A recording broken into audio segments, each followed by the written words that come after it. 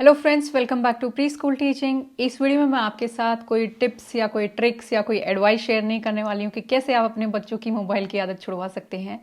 मैं आपके साथ शेयर करने वाली हूँ कि मैंने प्रैक्टिकली जो चीज़ें यूज़ करके और जिस तरीके से अपने बच्चों की जो मोबाइल की आदत है उसको कम्प्लीटली छुड़वा दिया है, और जो उनका ओवरऑल स्क्रीन टाइम है यानी कि टीवी टाइम या फिर आईपैड टाइम, उसको कैसे लिमिट में रखा है। और हो सकता है कि जो मैं बातें आपके साथ शेयर करूं उनमें आपको कोई टिप मिल जाए या फिर कोई एडवाइस मिल जाए जो आप अपने बच्चों के साथ यूज़ करके उनकी मोबाइल की आदत छुड़वा सकते हैं। सो इसलिए आप वीडियो को एंड तक देखिए, और अगर आपको थोड़ा सा भी इंटरेस्टिंग लगता है या फिर कुछ भी आपको लगता है कि हाँ इससे कुछ हो सकता है या ये थोड़ा सा हेल्पफुल है, तो वीडियो को शेयर ज़रूर कीजिए और चैनल को सब्सक्राइब कीजिए। पहले मैं आपको थोड़ा सा बैकग्राउंड दूंगी कि मेरे दो बच्चे हैं, एक 9 साल का लड़का है और जो मेरी बेटी है वो अभी 5 साल की होने वाली है। उन दोनों को क्या है कि स्क्रीन टाइम का बहुत ज़्यादा एडिक्शन हो गया था, और उसमें क्या आता है कि जैसे फ़ोन है, फ़ोन बहुत ज़्यादा देखते थे। घर में 5 लोग हैं बड़े, और उनमें से 4 के पास स्मार्टफोन है, तो कभी इसका फ़ोन कभी उसका फ़ोन, सबके पासवर्ड्स उनको पता है। गेम्स कैसे डाउनलोड करने हैं या गेम कैसे खेलने हैं, अपनी मर्जी से गेम खेल रहे हैं। गेम नहीं खेल रहे हैं तो फिर वीडियोस देख रहे हैं एक के बाद एक, एक के बाद एक। और अगर मोबाइल नहीं है हाथ में तो उनका टीवी चल रहा है, टीवी देख रहे हैं या फिर आईपैड देख रहे हैं। ये कुल मिला के उनकी कोई लिमिट ही नहीं थी कि उनका स्क्रीन टाइम कितना हो रहा है, और उनकी गलती नहीं है, गलती हम बड़ों की ही होती है उसमें। और हाल ऐसा हो गया था कि उनको अगर खाना भी खाना है तो या तो टीवी के सामने अपनी प्लेट लेके बैठे हैं, या फिर उनको वहाँ पे जहाँ पे भी बैठ के खाना खा रहे हैं वहाँ पे उनको मोबाइल या फिर स्क्रीन टाइम होना चाहिए। मुझे लगा कि कुछ बहुत ज़्यादा हो गया है, और रीज़न इसके पीछे क्या था वो मैं आपके साथ दूसरे वीडियो में शेयर करूँगी। और फिर पहले तो मैंने इनकी ये खाने के टाइम की आदत छुड़वाई, वो 2 साल पहले ही छुड़वा दी थी कि अगर आपको खाना खाना है तो डाइनिंग टेबल पे खाना है, टीवी के सामने बैठ के नहीं खा सकते। और अगर डाइनिंग टेबल पे भी बैठ के खा रहे हैं तो वहाँ पे आपको कोई स्क्रीन टाइम नहीं मिलेगा। कंप्लीटली उसको बंद करवा दिया था। लेकिन उसके बाद भी जैसे कि खाना खाने से पहले, खाना खाने के बाद, सोने से पहले, जब देखो तब उनका टीवी या फिर स्क्रीन टाइम चलता रहता था। ये चमत्कार हुआ कैसे कि बच्चे अब मोबाइल पूछते भी नहीं है और मोबाइल देखते भी नहीं है। इसके पीछे काफ़ी मेहनत थी।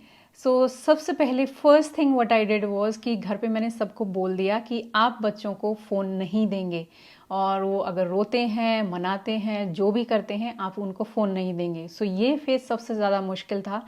ये जो फर्स्ट स्टेप थी बहुत मुश्किल थी। गर्मियों की छुट्टियां मेरी जैसे ही शुरू हुई तो मैंने उससे पहले ही डिसाइड कर लिया था कि इस बार छुट्टियों में इनकी आदत छुड़वा के रहनी है। और जब उनको बोला कि मोबाइल फ़ोन नहीं देना है तो बच्चों के लिए भी बहुत मुश्किल था, क्योंकि उनको एक चीज़ का एडिक्शन है। आप खुद सोच के देखिए कि आपके हाथ में सारा दिन मोबाइल रहता है, और अगर आप कहीं भूल जाते हैं तो आपको कुछ खाली खाली लगता है, आपको फ़ोन चाहिए होता है। वही एडिक्शन उनको थी, तो बहुत मुश्किल हुआ कि वो रो रहे हैं आपके सामने, प्लीज़ प्लीज़ प्लीज़ 5 मिनट के लिए दे दो, 10 मिनट के लिए दे दो, हम आपको जल्दी वापस दे दे कर एक वीडियो देखने दो।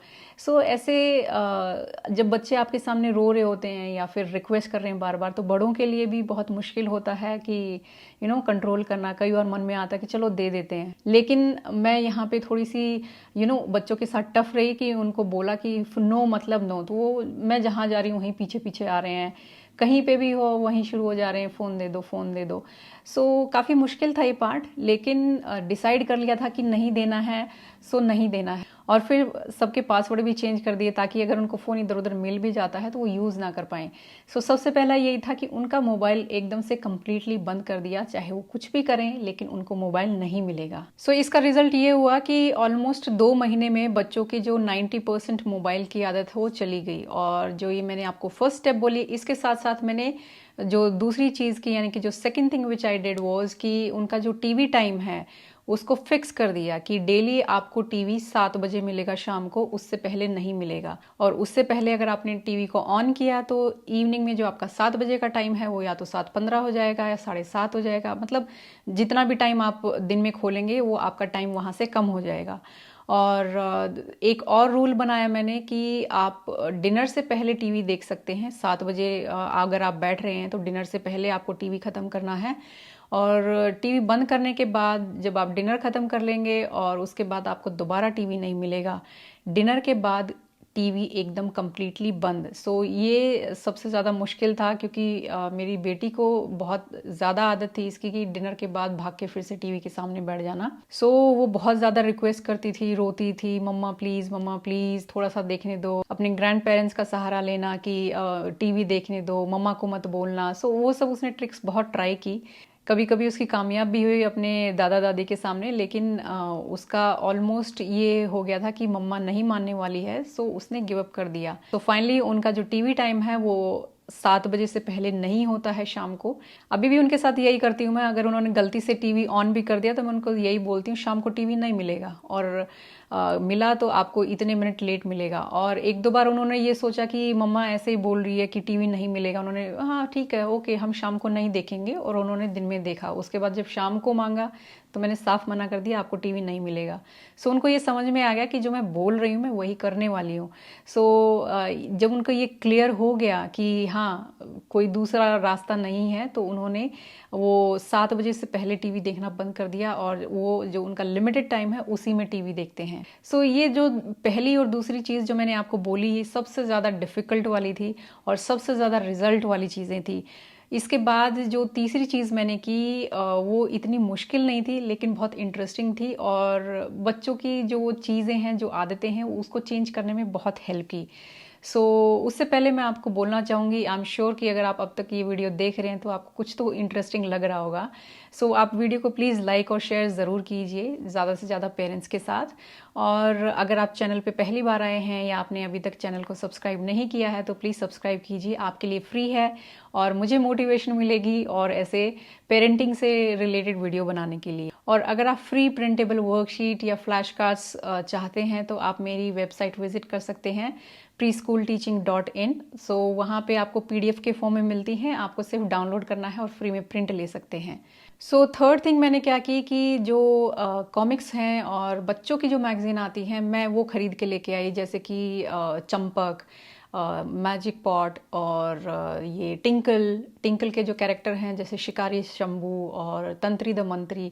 सो इन सब की कॉमिक्स मैं लेके आई और मैंने उनको बोला कि ये लो आप ये पढ़ लीजिए। सो उन्होंने एक बार देखा और उसको छोड़ दिया। उन्होंने ये खोल के भी देखने की ज़रूरत नहीं समझी।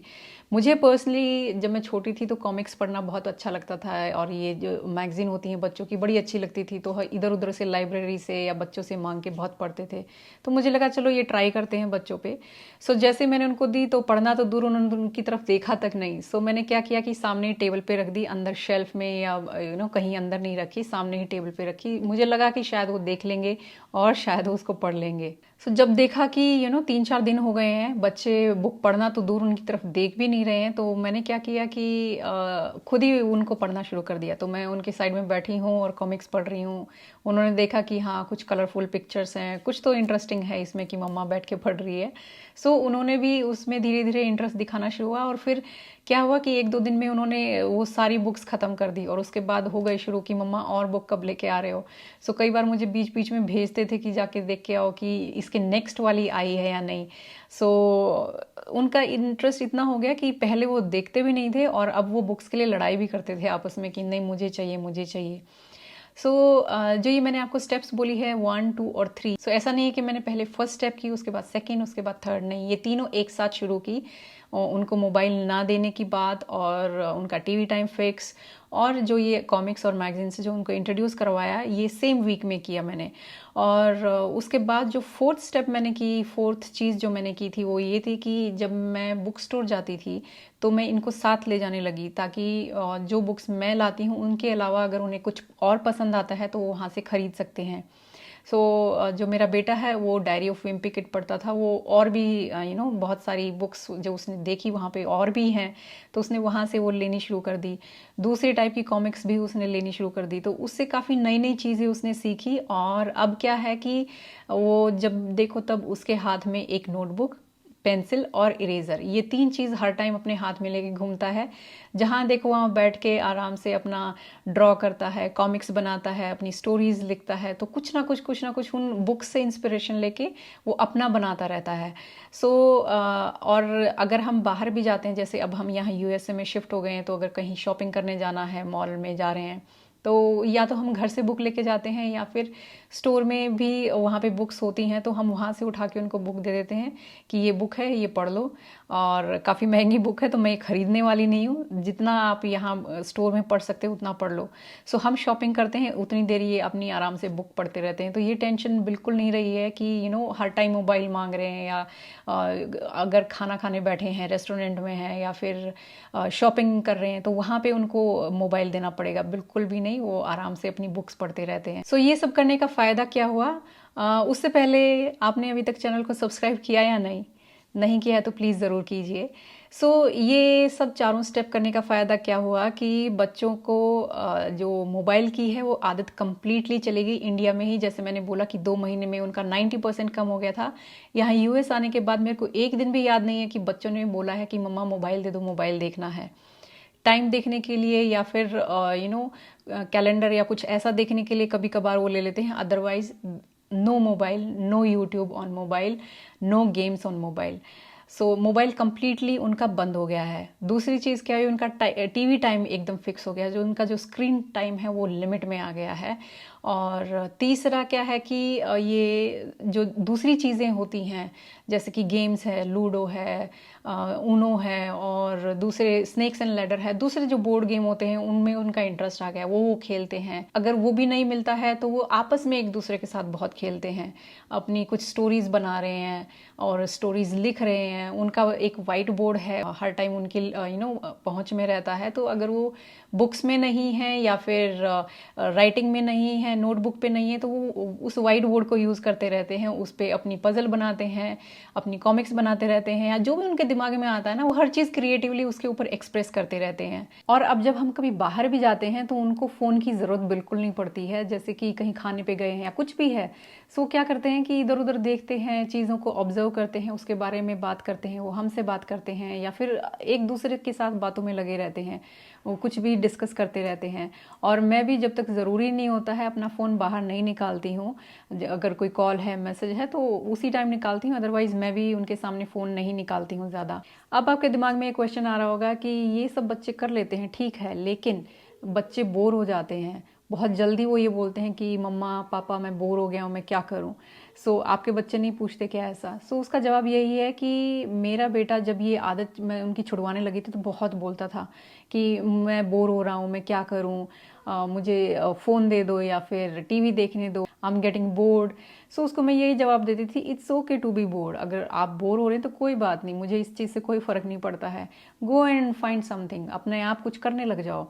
और बच्चे अगर बोर होते हैं तो हमें क्या करना चाहिए उसके बारे में मैंने एक डिटेल वीडियो बनाया है, जिसका लिंक आपको यहाँ मिल जाएगा। और अब क्या है कि अब उसने ये बोलना तक छोड़ दिया है कि मैं बोर हो रहा हूँ। सो ये 2.5-3 महीने में जो ये मेहनत की है उसका रिजल्ट मुझे ये मिला है कि बच्चों का 0 मोबाइल हो गया है। यहाँ यूएसए में आने के बाद मेरे को एक दिन भी ऐसा याद नहीं है कि बच्चों ने ये बोल के फ़ोन मांगा हो कि मम्मा मेरे को गेम खेलना है या मेरे को कोई वीडियो देखना है। और साथ ही साथ उनकी जो क्रिएटिविटी है, जो इमेजिनेशन है, जिस तरीके से बाहर निकल के आ रही है, उसको देख के मुझे बड़ा अच्छा लगता है। सो अब आप ये वाला वीडियो देखिए और मैं आपसे अगली वीडियो में मिलती हूँ। तब तक के लिए बाय बाय।